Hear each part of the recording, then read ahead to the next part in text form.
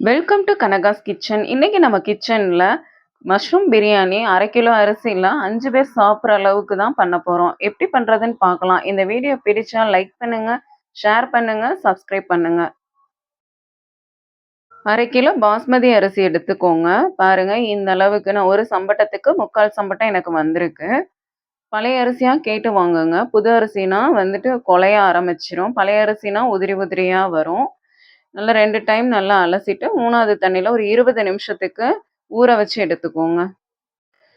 நம்ம அரிசி எதில் அளவு எடுக்கிறோமோ அதே அளவில் 1க்கு 1.5 தண்ணி சேர்த்துக்கோங்க. நான் இதில் 3/4 பதம் வந்தது, நான் 1.5 சேர்த்துக்கிறேன். இந்த அளவுக்கு காளானை நல்லா வாஷ் பண்ணி எடுத்துக்கலாம். இந்த மாதிரி ஒரு பாத்திரத்தில் ஒரு செம்பளவு தண்ணி சேர்த்துக்கோங்க. 1 ஸ்பூன் உப்பு சேர்த்துக்கோங்க, தூள் உப்பு. 1/2 கிலோ அரிசிக்கு 400 கிராம் காளான் சேர்த்துக்கலாம். இந்த மாதிரி பாருங்கள், எல்லா காளானையும் இதில் சேர்த்துக்கோங்க. இப்போ நல்லா இதை க்ளீன் பண்ணி எடுத்துக்கலாம். உப்பு தண்ணி சேர்த்ததுனால இதில் உள்ள அழுக்கு எல்லாமே வந்துடும். அதனால இதை நல்லா இந்த மாதிரி க்ளீன் பண்ணி எடுத்துக்கோங்க.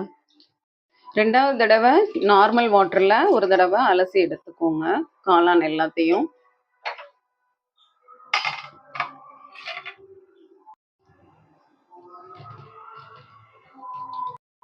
காளான் எல்லாத்தையும் உங்களுக்கு தேவையான சைஸில் கட் பண்ணி எடுத்துக்கோங்க. நான் 2 இந்த மாதிரி கொஞ்சம் பெருசாக கட் பண்ணி எடுத்துக்கிறேன். ஏன்னா பிரியாணியில் சேர்த்ததுக்கப்புறம் ரொம்ப சுருங்கி சின்னதாக ஆகிடும். அதனால நான் இந்த சைஸில் கட் பண்ணிக்கிறேன். உங்களுக்கு எந்த அளவு தேவையோ அந்த மாதிரி கட் பண்ணி எடுத்துக்கோங்க.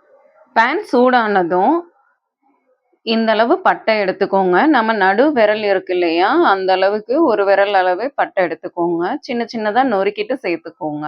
அன்னாச்சி பூ ஒன்று பெரிய சைஸில் எடுத்துக்கோங்க. அதையும் சின்னதாக இந்த மாதிரி நொறுக்கிட்டு சேர்த்துக்கோங்க. 4 ஏலக்காய், 2 கல்பாசி, 4 கிராம்பு, 1/2 ஸ்பூன் சோம்பு சேர்த்துக்கோங்க. 1 ஸ்பூன் கசகசா சேர்த்துக்கோங்க. பிரியாணி இலை இந்த சைஸில் 2 இலை எடுத்துக்கோங்க. அதையும் சின்னதாக இந்த மாதிரி கட் பண்ணிட்டு சேர்த்துக்கோங்க. அடுப்பை நல்லா ஃபுல் சிம்மில் வச்சுட்டு 1 நிமிஷத்துக்கு நல்லா கிளறி விட்டுட்டே இருங்க. நல்லா கமகமன் வாசம் வரும். அந்த ஸ்டேஜில் இதை தனியாக எடுத்துருங்க. பாருங்க, நல்லா கமகமன் வாசம் வருது. நிறமும் மாறிடுச்சு. ஏலக்காயோடைய நிறம், கிராம்போட நிறம்லாம் லைட் கலரில் கொஞ்சம் மாற ஆரம்பிச்சிரும். இந்த ஸ்டேஜில் இதை மிக்ஸி ஜாரில், ஏன்னா நம்ம நைஸாக தான் அரைக்க போகிறோம், அதனால இதை ஜார்லேயே எடுத்துக்கோங்க. இப்போ இந்த மாதிரி ஜாரில் சேர்த்துக்கோங்க.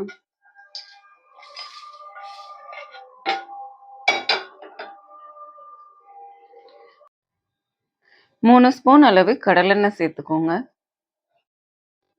எண்ணெய் சூடானதும் கட் பண்ண காளான் எல்லாத்தையுமே சேர்த்துக்கோங்க. நம்ம ஏன் எண்ணெயில் இந்த மாதிரி வதக்கிட்டு சேர்க்குறோன்னா, நம்ம எவ்வளோ சின்ன சைஸாக காளான் கட் பண்ணி வச்சுருந்தாலும் பிரியாணியில் சேர்க்கும் போது நம்ம எந்த அளவு போட்டோமோ அதே அளவு அப்படியே இருக்கும். அதே இது நம்ம மசாலாலாம் சேர்த்து வதக்கிட்டு சேர்க்கும்போது ரொம்ப சுருங்கி போயிடும். நம்ம எவ்வளோ பெருசாக கட் பண்ணி போட்டாலுமே ரொம்ப சுருங்கி போயிருக்கும். ஸோ அதனால தான் நம்ம இந்த மாதிரி வதக்கிட்டு சேர்க்குறோம். இது எல்லாத்தையும் இந்த மாதிரி கிளறி விடுங்க. நல்லா இந்த மாதிரி கிளறி விட்டுட்டே இருங்க 1 நிமிஷத்துக்கு. அடுப்பை ஃபுல் சிம்மில் வச்சுக்கோங்க. எல்லா காளானுமே ஒன்று போல் வறுபடணும் லேசாக. காளான் வதக்கும் போது லேசாக தண்ணி விட தான் செய்யும். அதனால ஒன்றும் இல்லை, அந்த தண்ணியோடையே நீங்கள் சேர்த்து எடுத்துருங்க 1 நிமிஷம் வதக்குனதுக்கப்புறம். அவ்வளோதான், 1 நிமிஷம் வதக்கியாச்சு. இந்த மாதிரி தண்ணியோட தான் இருக்கும். இப்போ இதை தனியாக எடுத்துடலாம். வறுத்த பொருளோட இந்த அளவு இஞ்சி எடுத்துக்கோங்க. இதை சின்னதாக கட் பண்ணிட்டு சேர்த்துக்கோங்க. 10 பல் சின்ன வெங்காயம் சேர்த்துக்கோங்க. 15 பல் வெள்ளைப்பூடு சேர்த்துக்கோங்க. நான் சின்னதாக இருக்கிறதுனால கைப்பிடி அளவு சேர்க்குறேன். நீங்கள் கொஞ்சம் பெரிய சைஸ் பூண்டாக இருந்ததுன்னா ஒரு 15 பல் சேர்த்துக்கோங்க. 2 ஸ்பூன் மிளகாய் தூள் சேர்த்துக்கோங்க. 2 ஸ்பூன் மல்லித்தூள் சேர்த்துக்கோங்க. இதை நைஸாக அரைச்சி எடுத்துக்கோங்க. இந்த மாதிரி திக் பேஸ்ட்டாக அரைச்சி எடுத்துக்கோங்க. ஒரு 1/4 டம்ளர் தண்ணி சேர்த்துட்டு அரைச்சா போதும், ரொம்ப தண்ணி சேர்க்க வேண்டாம். குக்கர் சூடானதும் 5 ஸ்பூன் கடலெண்ணெய் சேர்த்துக்கோங்க. 3 ஸ்பூன் நெய் சேர்த்துக்கோங்க. சின்னதாக இந்த சைஸில் ஒரு துண்டு பட்டை சேர்த்துக்கோங்க. 2 ஏலக்காய், 2 கிராம்பு, ஒரே ஒரு பிரியாணி இலை, ஒரு கைப்பிடி அளவு புதினா மல்லி கட் பண்ணதை சேர்த்துக்கோங்க. நல்லா வதக்கி விடுங்க. ஒரு பெரிய வெங்காயத்தை கட் பண்ணிட்டு சேர்த்துக்கோங்க நீல வாக்குல. அடுப்பு மீடியம் ஃப்ளேம்லேயே இருக்கட்டும். வெங்காயம் பொன்னிறமா வர்ற அளவுக்கு நல்லா வதக்கி விட்டுக்கோங்க. வெங்காயம் பொன்னிறமா வதங்கிருச்சு. இந்த ஸ்டேஜில் அரைச்ச மசாலா எல்லாத்தையும் சேர்த்துக்கோங்க. மசாலாவோட பச்சை வாசனை போகிற அளவுக்கு வதக்கி விடுங்க. குறைஞ்சது ஒரு 2 நிமிஷத்துக்காவது வதக்கி விடுங்க. மசாலா சேர்க்கும் போதே பிரியாணிக்கு தேவையான அளவு உப்பையும் சேர்த்துருங்க. உப்பு சேர்த்ததுக்கப்புறம் மசாலாவோட பச்சை வாசனை போகிற அளவுக்கு வதக்கி விடுங்க. மசாலாவோட பச்சை வாசனை எல்லாம் போய் நல்லா எண்ணெய் பிரிஞ்சு வருது பாருங்க. இந்த ஸ்டேஜில் 2 தக்காளி மீடியம் சைஸில் கட் பண்ணிட்டு சேர்த்துக்கோங்க. தக்காளி நல்லா வதங்குற அளவுக்கு வதக்கி விட்டுருங்க. தக்காளி நல்லா சுருள வதங்கிருச்சு பாருங்க. இந்த ஸ்டேஜில் காளான் நம்ம வதக்கி வச்சோம் இல்லையா, அந்த காளான்ல வந்து தண்ணியை எடுத்துட்டு வெறும் காளான் மட்டும் சேர்த்துக்கோங்க. நல்லா ஒரு 2 நிமிஷத்துக்கு வதக்கி விடுங்க. வெறும் காளானை சேர்த்துட்டு நல்லா சுருள வதக்கி விடுங்க. அப்போதான் இந்த மசாலாவுடைய அந்த உப்பு உரப்பு எல்லாத்தையுமே இழுத்துக்கிறோம். காளானோட சேர்ந்துரும் உப்பு உரப்பு எல்லாமேவும். அதனால இந்த மாதிரி வெறுமனையாவே சேர்த்துக்கோங்க. 3 பச்சை மிளகாயை சேர்த்துட்டு 1 நிமிஷத்துக்கு வதக்கி விடுங்க. அடுப்பு ஃபுல் சிம்லேயே இருக்கட்டும். பச்சை மிளகாயை ஏன் கடைசியாக சேர்க்குறோன்னா, முதலையே சேர்த்துட்டோம்னா குழஞ்சு போயிடும். கடைசியாக சேர்த்தோம்னா இந்த மாதிரி முழுசாவே இருக்கும். அதனுடைய வாசம் மட்டும்தான் இறங்கும். அதனால கடைசியாகவே இந்த மாதிரி சேர்த்துட்டு 1 நிமிஷத்துக்கு வதக்கி விடுங்க. அந்த பச்சை வாசனை போகிற அளவுக்கு. 1 நிமிஷம் வதக்குனதுக்கு அப்புறம் 3 ஸ்பூன் தயிர் சேர்த்துக்கோங்க. நல்லா கிளறி விடுங்க. நல்லா கிளறினதுக்கு அப்புறம் அடுப்பு ஹைலேயே இருக்கட்டும். பாஸ்மதி அரிசி ஊற வச்சோம் இல்லையா, அதை எல்லாத்தையுமே தண்ணியை எடுத்துட்டு இந்த மாதிரி வெறும் அரிசி மட்டும் சேர்த்துக்கோங்க. அரிசி சேர்த்ததுக்கு அப்புறம் நல்லா இந்த மாதிரி கலந்துட்டு, நம்ம அரிசி எந்த அளவுல எடுக்கிறோமோ அதே அளவுல 1 அளவு தான் தண்ணி சேர்க்க போறோம்.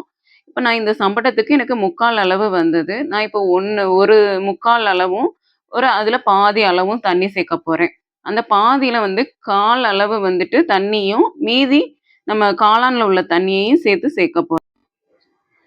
1 1/4 அளவுக்கு தண்ணி சேர்த்தாச்சு. இப்போ அரிசி எந்த டம்ளர்ல எடுக்கிறோமோ அந்த அளவு தண்ணியை சேர்த்துட்டு, இப்போ காளான் தண்ணி ஒரு 1/4 டம்ளருக்கும் கம்மியாக தான் இருக்கும். நான் அதையும் சேர்த்துக்கிறேன்.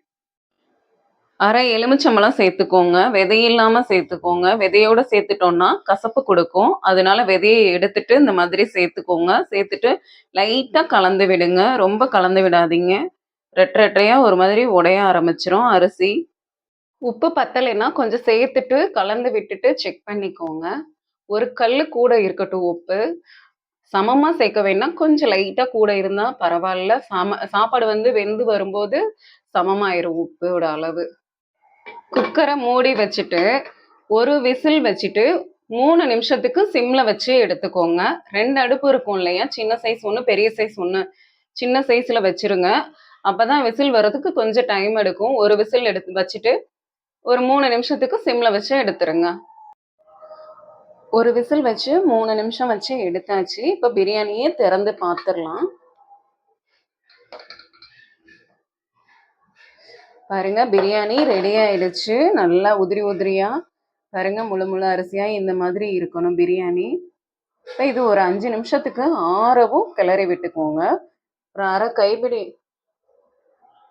கைப்பிடி அளவு புதினா கொத்தமல்லியை சேர்த்துட்டு கலந்து விட்டுக்கோங்க. பார்த்தீங்களா, காளானை நம்ம எண்ணெயில் வதக்கிட்டு சேர்த்ததுனால நல்ல பெருசு பெருசாக அப்படியே இருக்கு, சுருங்காம. அதே இது நம்ம எண்ணெயில் வதக்காமல் சேர்த்துருந்தோன்னா இந்த அளவுக்கு இருந்திருக்காது. நீங்களும் இதே மாதிரி வதக்கிட்டு சேர்த்து பாருங்க.